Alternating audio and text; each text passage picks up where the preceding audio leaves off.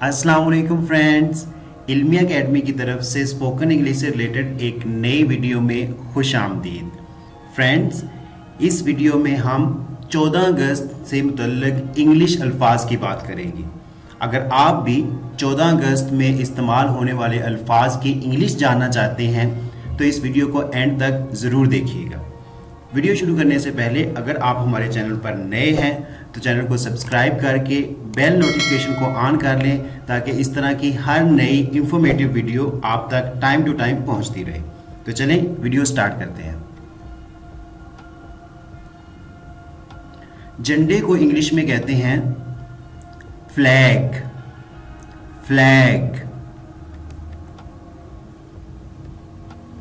झंडियाँ, जो छोटी छोटी सी झंडियाँ हम इस्तेमाल करते हैं अपने घरों को डेकोरेट करने के लिए, उसको इंग्लिश में कहते हैं बंटिंग्स। झंडियों को इंग्लिश में कहते हैं बंटिंग्स। बंटिंग्स।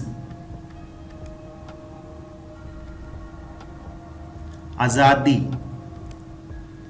इंडिपेंडेंस। इंडिपेंडेंस। जश्न, जश्न को इंग्लिश में कहते हैं सेलिब्रेशन। सेलिब्रेशन। शहीद,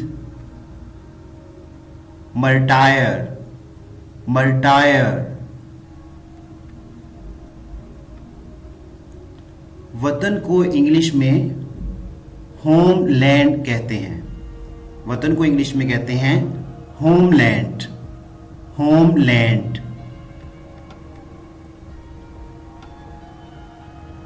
कौमी तराना, नेशनल एंथम। National anthem. यादगार, यादगार को इंग्लिश में कहते हैं कोमेमोरेट। कोमेमोरेट। मेहमान खुसूसी, इसको इंग्लिश में कहते हैं guest of honour. Guest of honour. तोपों की सलामी, इसको इंग्लिश में कहते हैं गन सैल्यूट। Gun salute. लहराना, इसको इंग्लिश में कहते हैं होइस्ट। होइस्ट। खराजे तहसीन, ट्रिब्यूट। ट्रिब्यूट। जोशो खरोश, इसको इंग्लिश में कहते हैं zeal and fervour. Zeal and fervour. यकजहती, इसको इंग्लिश में कहते हैं सॉलिडेरिटी। सॉलिडेरिटी।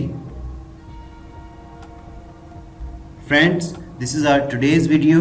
वीडियो अच्छी लगी हो तो लाइक करना मत भूलिएगा, और हाँ, अगर अभी तक आपने हमारे चैनल को सब्सक्राइब नहीं किया तो चैनल को सब्सक्राइब करके बेल नोटिफिकेशन ऑन कर लें ताकि इस तरह की हर नई इंफॉर्मेटिव वीडियो आप तक टाइम टू टाइम पहुंचती रहे। Thanks for watching the video.